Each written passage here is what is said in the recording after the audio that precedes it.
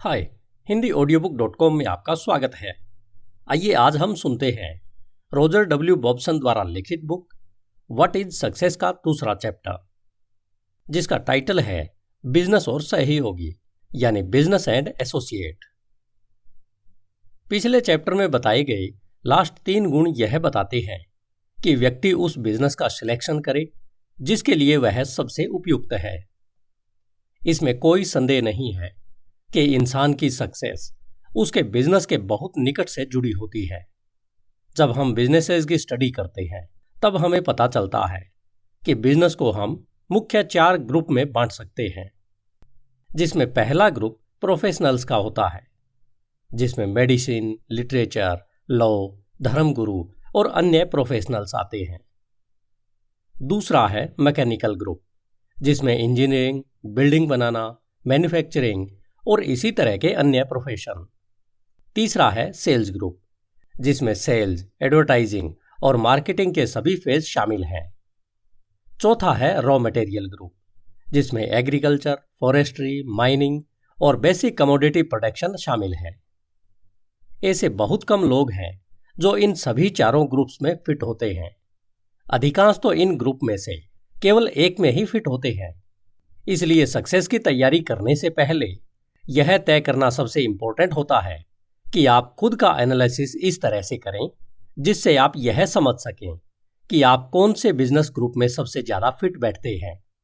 लेकिन इसमें ध्यान रखने वाली बात यह है कि इस तरह के एनालिसिस में बहुत ज्यादा समय बर्बादी नहीं करना चाहिए। यदि कोई एक नेचुरल सेल्समैन है और ग्रुप 3 के लिए सबसे फिट है तो इससे कोई फर्क नहीं पड़ता कि फिर वह क्या बेचता है, जब तक कि वह कुछ ऐसा सेल करता हो जो लोगों को खुश और बेहतर बनाता है। उसी तरह जो आदमी एग्रीकल्चर में सक्सेस होगा वह शायद फॉरेस्ट्री में भी सक्सेस होगा। हमेशा यह ध्यान रखें कि आपको हमेशा उस ग्रुप से बाहर रहना चाहिए जिसके लिए आप फिट नहीं हैं, लेकिन सही ग्रुप का सिलेक्शन करने के बाद आपको उस ग्रुप के स्पेशल डिवीजन को लेकर ज्यादा भागम भाग नहीं मचानी चाहिए, क्योंकि हर लाइन और हर डिवीजन में बहुत बड़े बड़े अवसर हैं। एक लंबे समय बाद ये अवसर अपने आप एक दूसरे के बराबर हो जाते हैं। वे लाइन्स जो अभी सबसे ज्यादा प्रोमिसिंग दिखती है वे जल्द ही भीड़ भाड़ वाली हो जाएंगी, और आज जो लाइन्स अनपॉपुलर लग रही हैं वे कुछ वर्षों बाद सबसे ज्यादा अट्रैक्टिव हो सकती है। हर इंसान को स्वयं उस ग्रुप का सिलेक्शन करना चाहिए जिसमें वह जीवन भर लगा रहे। लेकिन जब एक बार आप उस डिसीजन पर पहुंच जाते हैं तो गाइडेंस के लिए अपने इष्ट देव पर भरोसा करें और उससे अपना मार्गदर्शन मांगें। जब आपने सही निर्णय ले लिया है तब सक्सेस के लिए यह आवश्यक है कि उसके बाद अपने आप को उसमें समर्पित कर दो, यानी उसके प्रति अनकंडीशनल सरेंडर कर दो। फिर अपने आप को भूल जाओ और निस्वार्थ भाव से उसमें लग जाओ। यह मोस्ट इंपॉर्टेंट है कि वे सभी उन कंसर्न्ड और इंडिविजुअल के साथ काम में लग जाएं जो आपके डिसीजन को सही डायरेक्शन में ले जाने में कैपेबल हो। आप जानते हैं कि हम सभी गलतियां करते रहते हैं और कभी कभी हाई क्रिटिकल या कम से कम इनकंसिस्टेंट यानी असंगत काम भी करते हैं। हालांकि हम में से कुछ सही प्रिंसिपल के अनुसार जीने और काम करने के लिए कड़ी मेहनत कर रहे हैं, जबकि बाकी इसके प्रति उदासीन रहते हैं। इंसान को खुश रहने के लिए अपने पसंद के काम को या उसे सफल बनाने में सहायक काम में लगे रहना चाहिए। हर किसी को सही काम करने का प्रयास करना चाहिए, भले ही वह अक्सर अपने प्रयास में फेल हो जाए। फिर चाहे वह एक सप्लायर हो, एक बिजनेस पार्टनर हो या फिर अपनी अर्धांगिनी का सिलेक्शन करना हो। केवल उन्हीं लोगों पर विचार करना चाहिए जो आपकी तरह आप पर विश्वास करते हो और जिनके साथ आप प्रेयर और वर्शिप कर सकते हैं, यानी आपके और आपके सिलेक्शन के विश्वास अलग अलग न हो, उनमें कुछ समानता, एकरूपता अवश्य हो।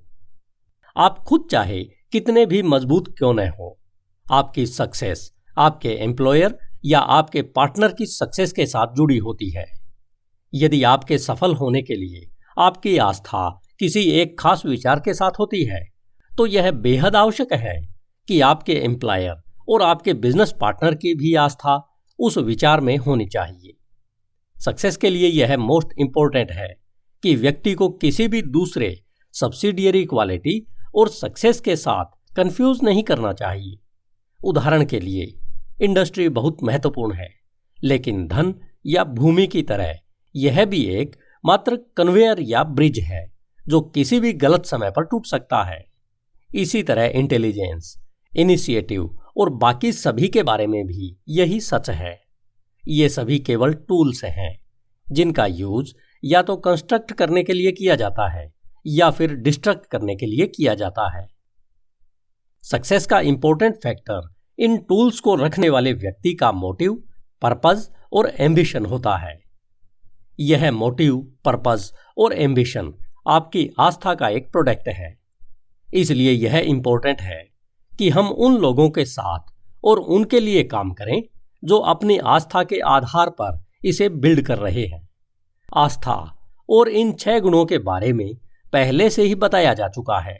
बहुत सारे अच्छे लोग कभी सफल नहीं हुए क्योंकि वे उन लोगों के लिए या उनके साथ काम कर रहे हैं जिनके पास आस्था का आधार नहीं है। ऐसे भले इंसान ने अपना घर बेशक चट्टान पर बनाया होगा, परंतु उसने आपके घर, चट्टान और सब कुछ को दूसरे की बालू रेत पर टिका दिया है। इसी वजह से दूसरा व्यक्ति सक्सेस होने में फेल रहा और इसलिए अच्छे विचार को भी ऐसा ही नुकसान उठाना पड़ा। आज तक के आंकड़े स्पष्ट रूप से दिखाते हैं कि सक्सेस पूरी तरह से आपके एम्प्लॉयर और स्पष्ट विवेक रखने वाले सहयोगियों पर निर्भर है। इसका मतलब यह नहीं है कि एक आदमी संदिग्ध तरीकों से पैसा, प्रभाव या प्रसिद्धि हासिल नहीं कर सकता है, लेकिन इस प्रकार का धन या प्रसिद्धि शायद ही कभी उसके मालिक या उसके बच्चों को कोई स्थायी लाभ देता है। यही कारण है कि जब युवा पीढ़ी अपनी आस्था के कंट्रोल में आई तो बहुत सारी चिंताएं खत्म हो गई। स्वाभाविक रूप से मैं भौतिक समृद्धि की निंदा नहीं कर सकता, क्योंकि मैंने अपना जीवन लोगों को ऐसी समृद्धि हासिल करने में मदद करने के लिए समर्पित कर दिया है। चूंकि मेरी आय इस तरह के काम से होती है, इसलिए मैं इसे कम करके नहीं आंकता हूं। एक परिवार को रहने के लिए घर, शिक्षा और कुछ लग्जरी के लिए एक निश्चित मात्रा में मटेरियल प्रोस्पेरिटी आवश्यक है। इस पुस्तक के प्रत्येक पाठक के पास अपने परिवार की जरूरतों के लिए आवश्यक सभी भौतिक समृद्धि होनी चाहिए। हालांकि किसी के परिवार की मदद करने और अपने परिवार को समर्थन देने में बहुत अंतर होता है। अपने बच्चों को उनकी जरूरतों के लिए पर्याप्त से अधिक छोड़ना उन्हें मजबूत करने के बजाय कमजोर करता है। यह एक सहायता के बजाय एक प्रलोभन बन जाता है। इस प्रकार यह अक्सर अच्छे के बजाय नुकसान पहुंचाता है। इसी कारण से हमारे एम्प्लॉयर या पार्टनर का स्वास्थ्य अच्छा होना चाहिए। स्वास्थ्य काफी हद तक मनुष्य के धर्म या उसके जीवन पद्धति पर निर्भर करता है। ऐसे कई उदाहरण हैं जहां लोग खराब हेल्थ के चलते भी सफल हुए हैं, और ऐसे भी कई उदाहरण हैं जहां किसी की हेल्थ उसकी सबसे बड़ी सफलता आने से पहले 1 वर्ष या उससे अधिक समय में खराब हो गई थी। बहुत बार एक बीमारी के कारण व्यक्ति को अपने खोए हुए स्वास्थ्य के मूल्य का एहसास होता है, ताकि स्वास्थ्य प्राप्त करने पर आने वाले वर्षों में इसे और अधिक सावधानी से रखा जा सके।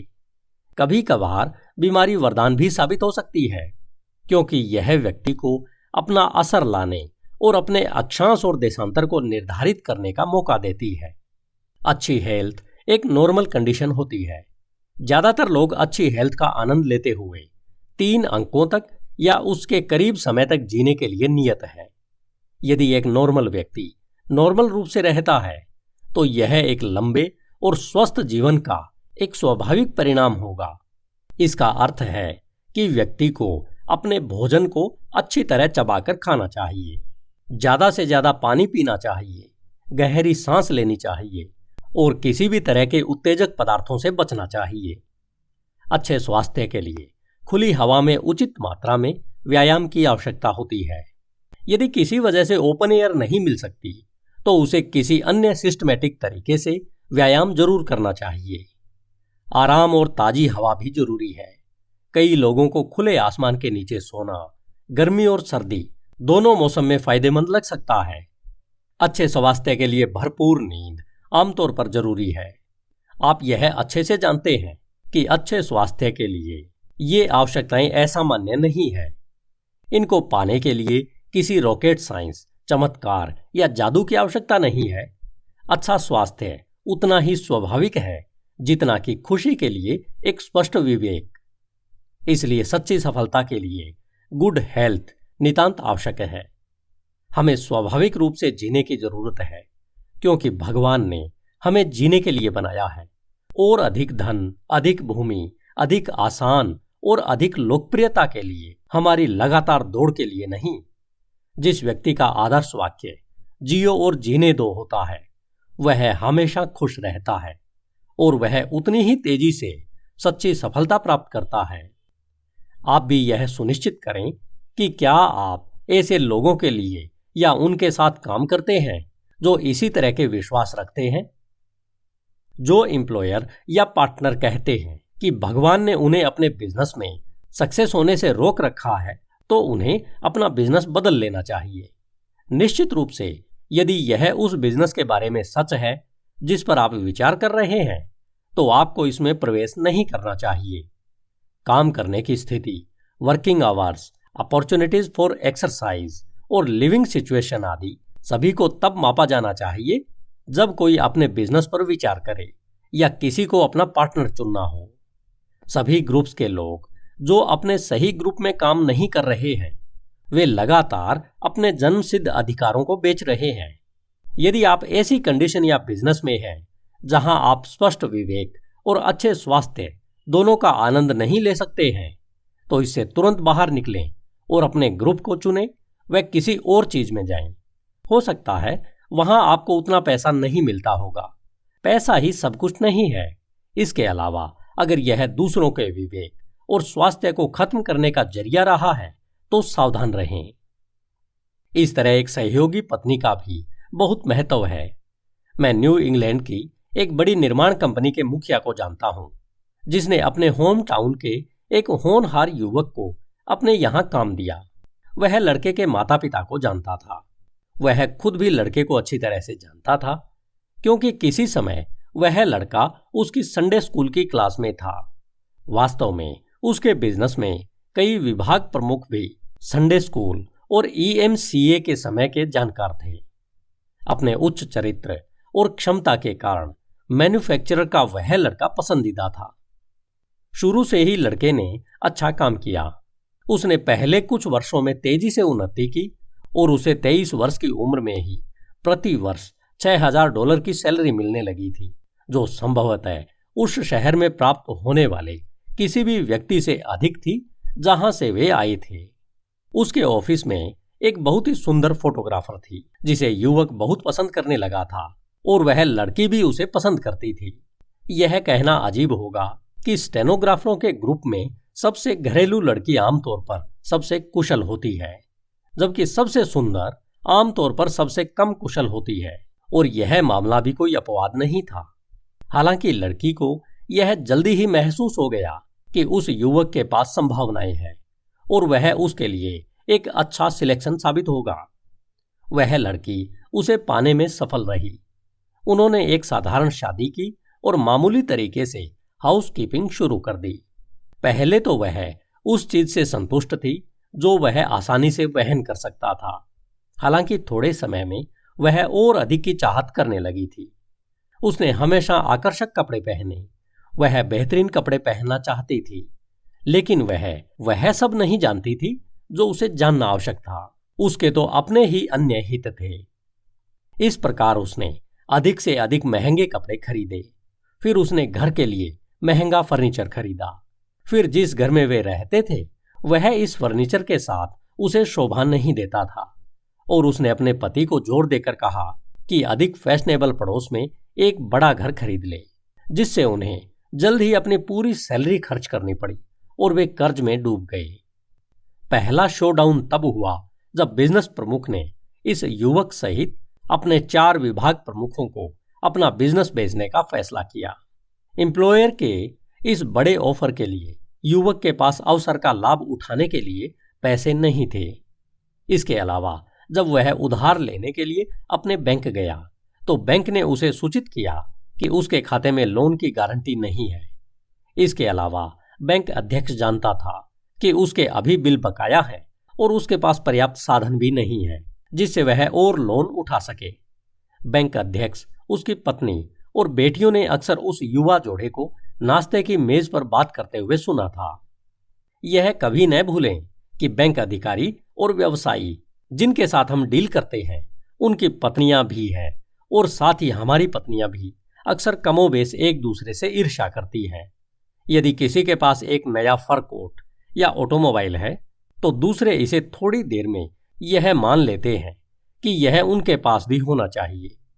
जब उन्हें लगता है कि उनका मालिक इसे वहन कर सकता है तो वे आहें भरते हैं और इसका भरपूर लाभ उठाते हैं। परंतु यदि उन्हें लगता है कि वह इसे वहन नहीं कर सकती और यदि वे जानते हैं कि उनके पति को उनके पति से अधिक नहीं मिल रहा है तो परेशानी है। वे तुरंत नए फर कोट के गर्व के मालिक के बारे में गपशप करते हैं और अन्य सभी को इस युवती के अपव्यय के बारे में विधिवत रूप से पता चल जाता है। एक आदमी का श्रेय और सफलता अक्सर उसकी पत्नी की फिजूल खर्चे की आदत की वजह से बर्बाद हो सकती है। दूसरी ओर इसका रिवर्स भी बहुत बार सच होता है। कई युवक अपनी सफलता का श्रेय अपनी किफायती पत्नी को देते हैं और यह तथ्य कि बैंकर की पत्नी जानती है कि वह किफायती है, वह उसके लिए मददगार है। इसलिए कई टाउन बैंकों के लोन पारिवारिक गपशप और बैंकर की पत्नी और बच्चों द्वारा जानबूझकर या अनजाने में की गई टिप्पणियों से निर्धारित होते हैं। महिलाओं को अक्सर डन या बैड स्ट्रीट की तुलना में क्रेडिट निर्धारित करने के लिए कहीं अधिक सोचना पड़ता है। इसलिए सहयोगियों का चुनाव करते समय याद रखें कि पत्नी सबसे महत्वपूर्ण उपयोगी है।